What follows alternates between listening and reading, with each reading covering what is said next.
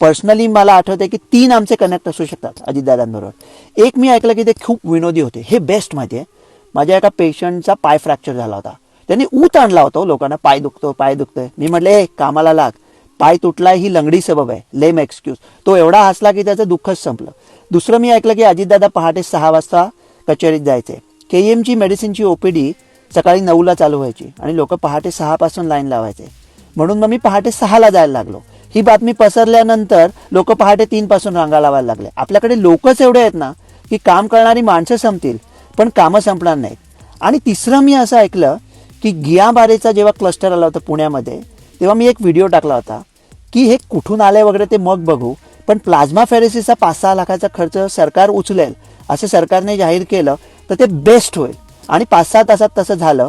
अजितदादांनी घोषणा केली आणि माझे काही मित्र म्हणाले तुझ्या व्हिडिओमुळे झालं. आता खरं खोटं देव जाणे, म्हणजे खरोखरच देव जाणे ना. कारण काय आता मग त्यांच्या जागी नेता कोण होणार, मग आपलं बजेट येते, T20चं वर्ल्ड कप. अरे एवढे एवढे मोठे माणसं लोक विसरून जातात. दबा के कब्र में चले गए न दुआ न सलाम, थोडी सी देर में ये क्या हो गया जमाने को. मग सर्वसामान्यांनी काय करायचं? बेस्ट आयडिया आहे, तुम्ही गेल्यावर कोणाला फरक पडत नाही, त्याच्यामुळे तुम्ही असताना इतरांना फरक पडेल असं वागलात तर तुम्हालाही उत्तम त्यांनाही उत्तम. आणि अशा वेळेला ना मला आपल्या धर्माचा खूप आधार वाटतो.